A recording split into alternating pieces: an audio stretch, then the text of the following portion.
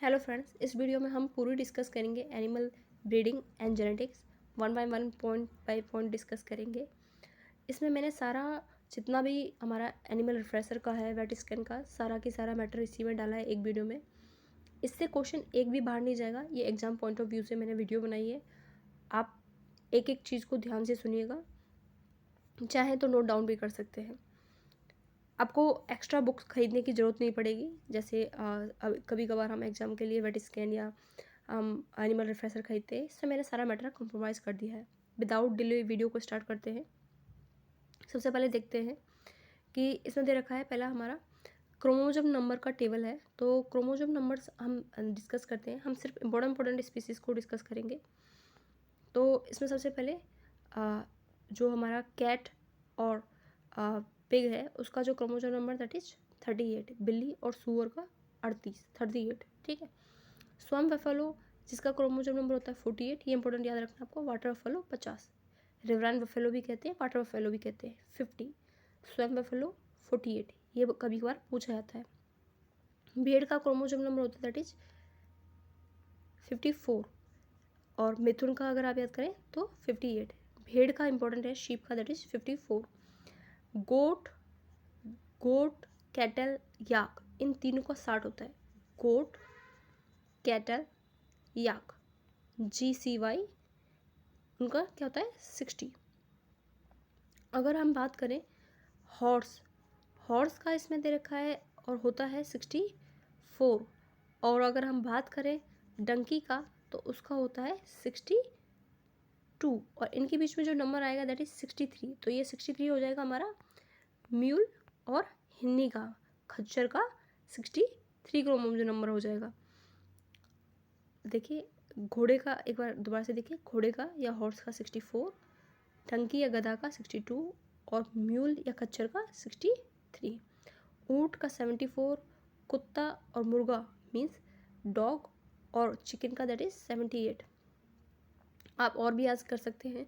Duck का जो होता है, कभी कभार पूछ लिया जाता है, डक का होता है 80 क्रोमोसोम नंबर, और टर्की का होता है 82 क्रोमोसोम नंबर। इससे बाहर पूछा नहीं जाएगा। अगर कभी कभार एक और ड्रोसोफिला का भी क्रोमोसोम नंबर पूछा गया है दैट इज 8। अगर पी का क्रोमोसोम नंबर पूछा जाए, पी का क्रोमोसोम नंबर होता है 14। तो मेरे ख्याल से जितना भी इम्पोर्टेंट हो सकता है वो सारी मैंने चीज़ें आपको बता दी है। पी का होता है क्रोमोसोम नंबर 14, ड्रोसोफिला का होता है क्रोमोसोम नंबर 8, डक का होता है हमारा क्रोमोसोम नंबर 80, और टर्की का होता है क्रोमोसोम नंबर 82। ये जो क्रोमोसोम नंबर है डिप्लॉयड में दे रखा है, मतलब 2n की संख्या दे रखी है। अगर आपको n की संख्या पूछी जाएगी तो आपको हाफ करके बताना पड़ेगा। आगे देखते हैं। अब हम देख रहे हैं आगे प्रजनन पद्धति, या हम इसको कहते हैं प्रजनन पद्धति को ब्रीडिंग मेथड्स। कौन कौन से ब्रीडिंग मेथड्स हैं? अगर हम बात करें ब्रीडिंग मेथड की तो दो टाइप के होते हैं, अंतर प्रजनन और बाह्य प्रजनन। Means in breeding, out breeding. In breeding और आउट ब्रीडिंग का मतलब क्या है? इन ब्रीडिंग का मतलब होता है बहुत ही क्लोजली रिलेटेड जो इंडिविजुअल्स हैं या संबंधित जानवरों में प्रजनन, जो जानवर बहुत ही नज़दीकी रिश्तेदार हैं उनमें प्रजनन कराना या उनमें इनब्रीडिंग कराना, दैट इज इनब्रीडिंग। और जो असंबंधित जानवर है, मतलब जो अनरिलेटेड इंडिविजुअल्स हैं, जिन दो जानवरों में कोई ही रिलेशन नहीं है, कोई संबंध नहीं है, उनमें प्रजनन कराना, उनमें ब्रीडिंग कराना, उसे आउट ब्रीडिंग कहते हैं। अभी वन बाय वन इनके भी टाइप्स हैं, उसको देखते हैं। तो इन ब्रीडिंग के दो टाइप्स हैं, एक होता है क्लोज ब्रीडिंग, एक होता है लाइन ब्रीडिंग। क्लोज ब्रीडिंग का मतलब होता है, देखिए इन ब्रीडिंग का मतलब ये तो है कि संबंधित जानवरों में ब्रीडिंग कराना। अब संबंधित में भी जो बहुत क्लोज हैं उनमें ब्रीडिंग कराना वो क्लोज ब्रीडिंग हो गया, जो कम संबंधित है, दूर से संबंधित है, उनमें ब्रीडिंग कराना वो लाइन ब्रीडिंग हो गया।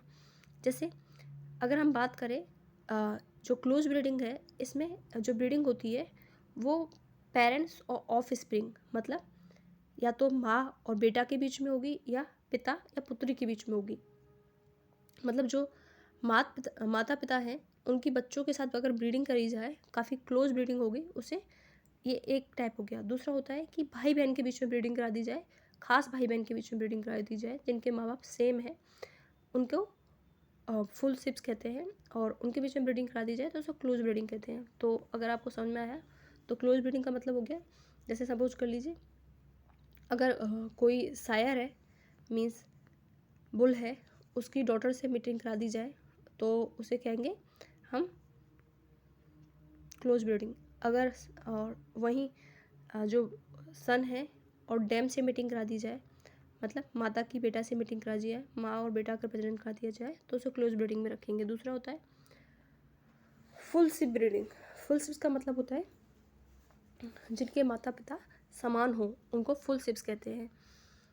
तो फुल सिप्स की ब्रीडिंग माँ और बेटे की ब्रीडिंग और पिता पुत्री की ब्रीडिंग क्लोज ब्रीडिंग में आती है। अगर लाइन ब्रीडिंग की बात करें तो लाइन ब्रीडिंग का मतलब होता है दूर के संबंधित या जो नॉन क्लोजली रिलेटेड नहीं है उनमें ब्रीडिंग कराना। ये जो होता है ये बहुत इंटेंसिव फॉर्म होता है इन ब्रीडिंग का, ये लेस इंटेंसिव फॉर्म है इन ब्रीडिंग का। अगर सौतेले भाई बहन में ब्रीडिंग करा दी जाए, मतलब हाफ सिप्स का मतलब होता है उनका जो पेरेंट्स है उसमें एक कॉमन होगा, या तो मदर कॉमन होगी या फादर कॉमन होगा, एक पेरेंट्स कॉमन रहता है, उसको हम हाफ सिप्स कहते हैं। चचेरे भाई बहन में प्रजनन कराना, जो कजन्स हैं उनके बीच में मीटिंग करा देना, उसे भी हम लाइन ब्रीडिंग कहते हैं। या फिर ग्रैंड पेरेंट जो दादी दादा हैं और उसका सन मतलब ग्रैंड पेरेंट का जो है सन से मीटिंग कराना या डॉटर से मीटिंग कराना, ग्रैंड डॉटर से मीटिंग कराना, उसको हम लाइन ब्रीडिंग में रख सकते हैं। अच्छा, ये हो गई बात क्लोज ब्रीडिंग और लाइन ब्रीडिंग की। आगे बात करते हैं फुल सिप्स क्या होते हैं, हाफ सिप्स क्या होते हैं।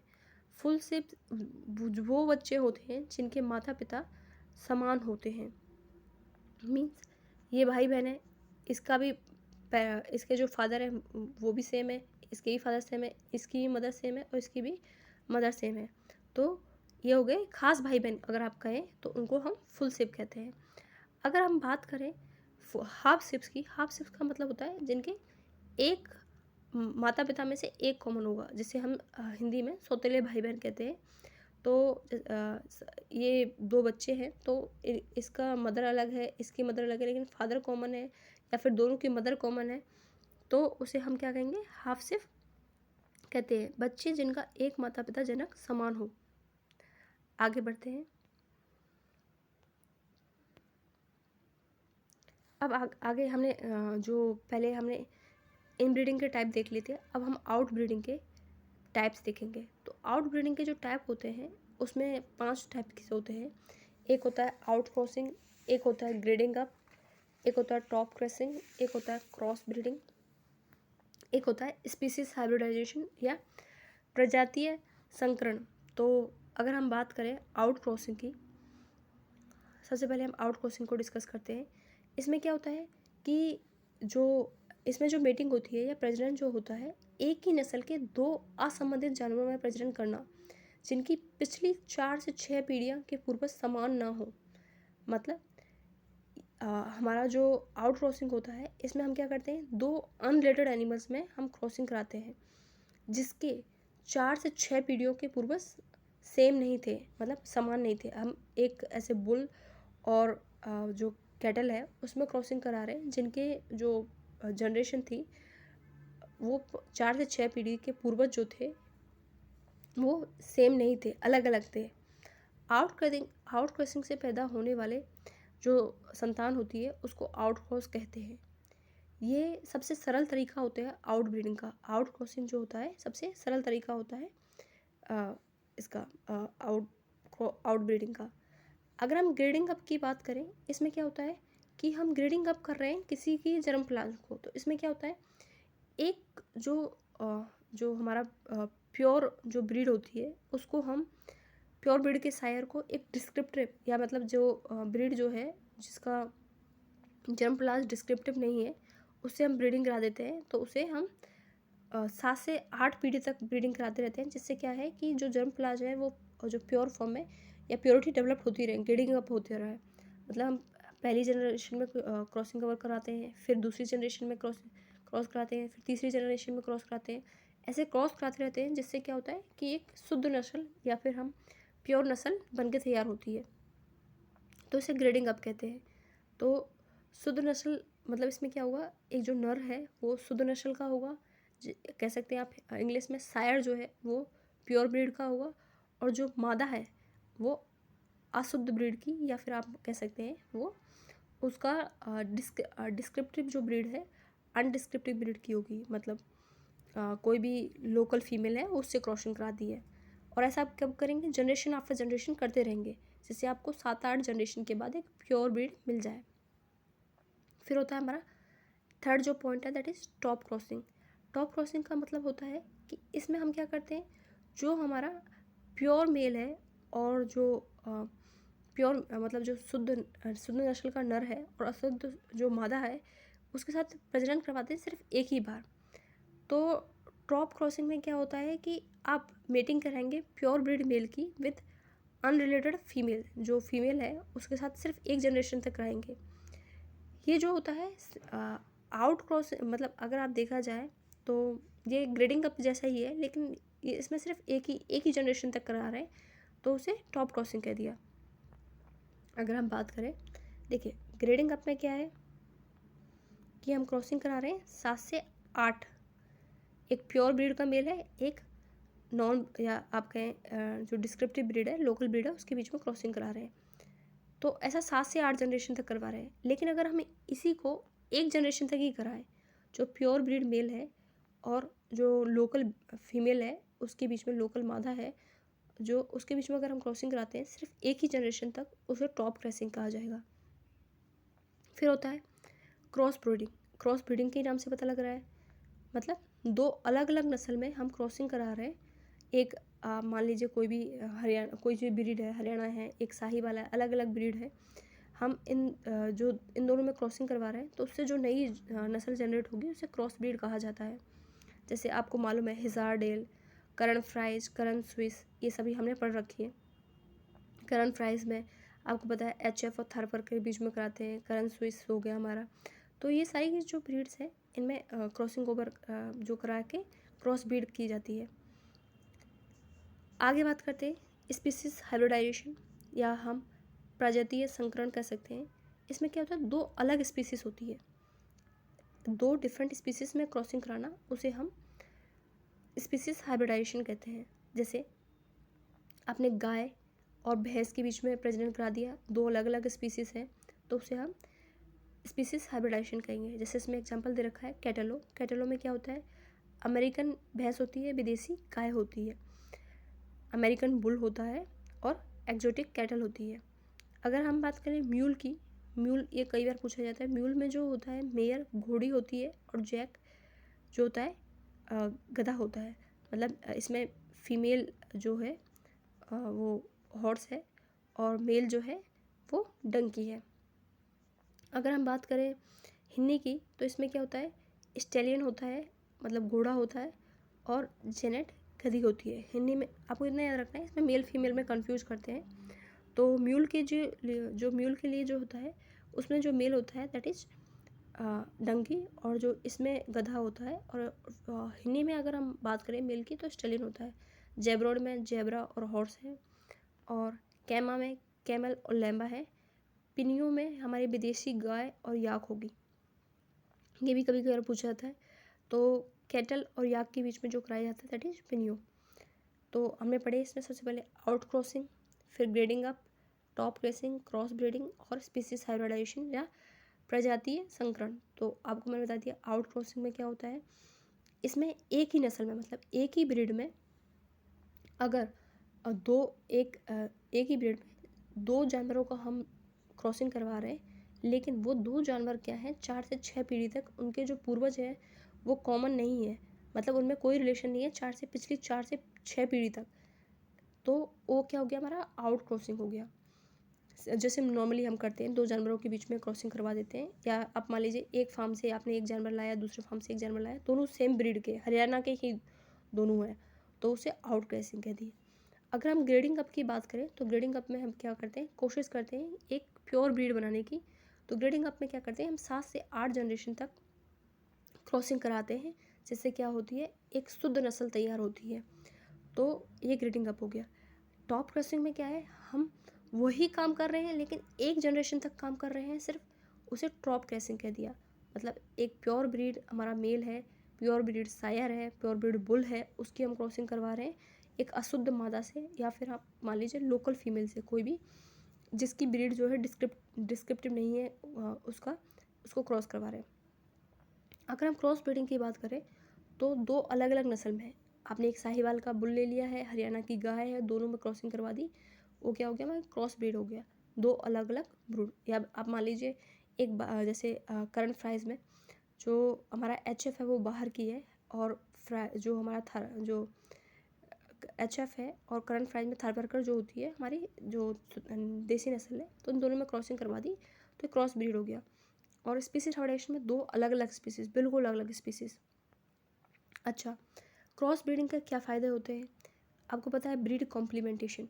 ब्रीड कॉम्प्लीमेंटेशन का मतलब होता है कि एक नस्ल है इसमें कुछ अच्छे गुण हैं, एक नस्ल है इसमें कुछ अच्छे गुण हैं, दोनों के गुण जो है मिल जाएंगे, जो प्रोजनी है उसको दोनों के गुण मिलेंगे, तो दो अलग अलग नस्लों के अच्छे गुणों का एक ही नस्ल में आना, उसे ब्रीड कॉम्प्लीमेंटेशन कहते हैं।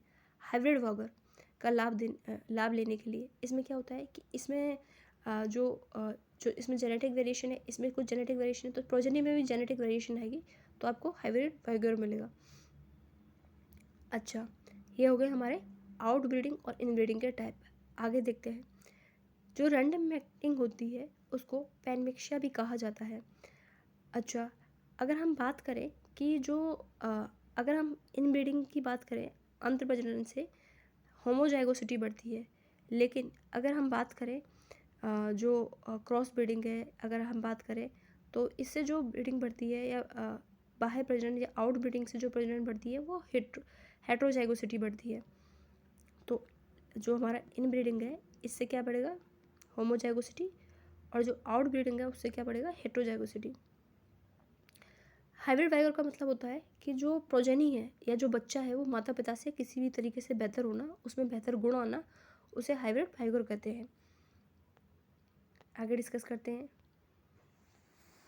ये आपको ग्रेडिंग अप का, जैसे मैंने आपको बताया था ग्रेडिंग अप में हम क्या करते हैं कि ग्रेडिंग अप में हम क्या करते हैं कि 7 से 8 जनरेशन तक क्रॉस करते रहते हैं जानवर को, एक प्योर ब्रीड मेल को नॉन प्योर ब्रीड फीमेल से, तो हम 7 से 8 जनरेशन तक क्रॉसिंग ओवर करते हैं।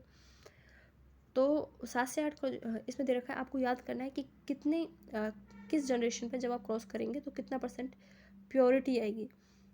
तो देखें, पहले में देखिए शुद्धता, इसमें जो मादा में जो शुद्धता आएगी वो 0% रहेगी, अशुद्धता 100% रहेगी जब इनिशियली, मतलब अभी स्टार्टिंग।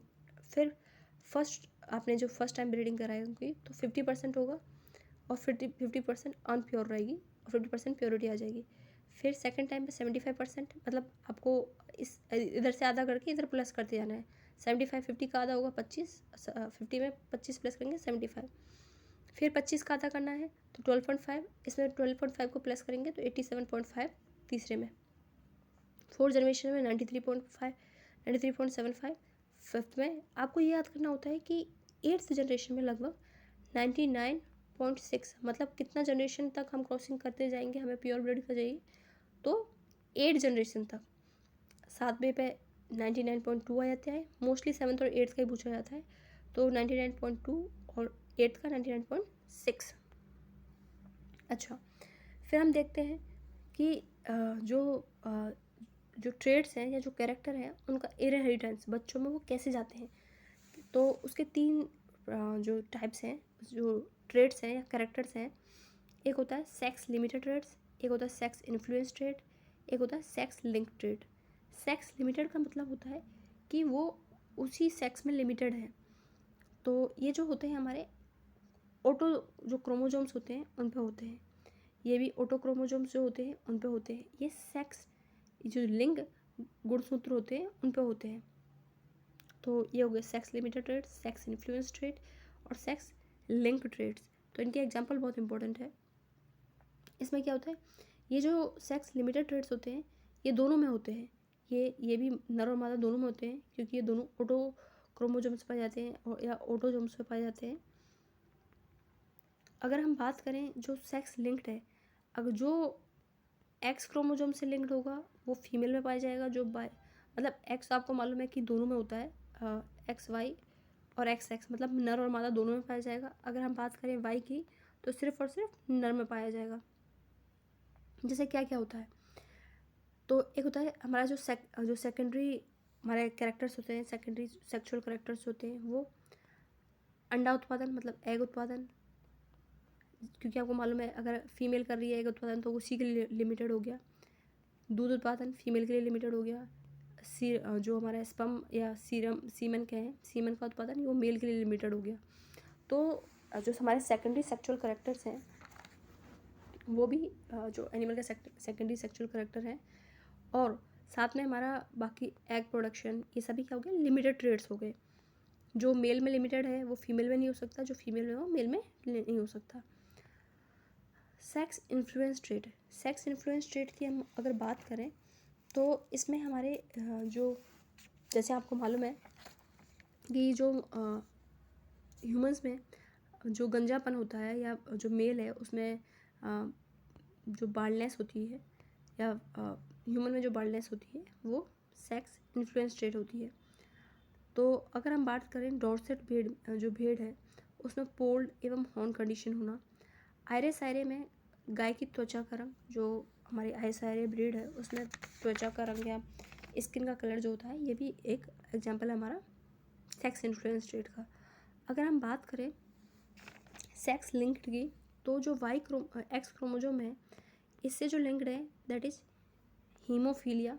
एक्स से जो होता है हीमोफीलिया जो होता है, आपको मैंने बताया था haemophilia A B C 3 type के होता है। अगर फैक्टर 8 की कमी, जो हीमोफीलिया फैक्टर 8 की कमी हो जाती है हीमोफीलिया A हो जाता है। फैक्टर जो 9th है उसकी कमी हो जाती है तो B हो जाता है। फैक्टर 11 की कमी होती है तो C हो जाता है। तो हीमोफीलिया 3 टाइप का होता है। कलर ब्लाइंडनेस जो होता है वो भी हमारा लिंक्ड होता है एक्स क्रोमोजोम से। अगर हम बात करें वाई की बात करें तो वाई से जो लिंक्ड होता है, तो वाई से लिंक होता है हमारा हाइपरट्राइकोसिस। हाइपरट्राइकोसिस का मतलब होता है जो कान पे हेयर्स आना, कान पे लंबे लंबे बाल आना, उसको हाइपरट्राइकोसिस कहते हैं। एक्सेस हेयर ऑन ईयर बनना, या जो कान पे बालों का गुच्छा पाया जाना, उसको हाइपरट्राइकोसिस कहते हैं। TDF टेस्टेड डिटरमाइनिंग फैक्टर, ये भी हमारा वाई से लिंक्ड है। तो अगर हम और भी उदाहरण देखें इसमें, जैसे आपको पता है घोड़े में क्रिप्टोक्रिडिज्म, मतलब घोड़े में जो टेस्टिस है उसका डिसेंड नहीं होना, वो ऊपर ही इंग्वानल कैनाल में रह जाती है, स्क्रोटम में नहीं आती है, तो इसको क्रिप्टोक्रिडिज्म कहते हैं। मुर्गियों में ब्रूडीनेस, उसको भी हम और मुर्गियों के पंखों का रंग, जो मुर्गियों में जो पंखों का रंग नहीं, पंखों का आना, जो हमारा चिकन्स है उसमें जो फेदर्स हैं जिस प्रकार से आते हैं, वो भी हमारा सेक्स लिंक ट्रेट है। तो सेक्स लिंक के ट्रेट के आपको याद रखना है हीमोफीलिया, कलर ब्लाइंडनेस याद रखना है, क्रिप्टोक्रिडिज्म हॉर्स में, broodiness in case of chickens मुर्गियों में, और पंखों का आना ये मुर्गियों में। आगे देखते हैं। अब बात करते हैं मल्टीपल अलील की। मल्टीपल अलील्स क्या होते हैं, और इसमें क्या हम एग्जांपल्स भी देखेंगे मल्टीपल अलील्स का। साथ में हम देखेंगे कि जो क्या क्या एग्जांपल्स हैं, किस प्रकार से होता है। तो आपको पता है एक जीन का 2 से ज़्यादा अलील पाया जाना, एक जीन पर जो 2 से ज़्यादा अलील है पाई जाती हैं तो उसको मल्टीपल अलील कहते हैं। मल्टीपल अलील जो होती है वो म्यूटेशन से बनती है। तो मल्टीपल अलील्स में क्या क्या आप एग्जांपल के देख सकते हैं। जो हमारा ब्लड ग्रुप होता है, हमारे ब्लड ग्रुप का जैसे आपको मालूम है कि 3 बेसिकली देखा जाए तो 3 एलील पाई जाती है ABO रक्त समूह में। खरगोश के त्वचा के रंग में 4 एलील्स पाई जाती हैं। ड्रोसोफ्ला की आंखों का रंग, ये सभी क्या है, एलील्स जो हैं उनके वेरिएशन से होता है।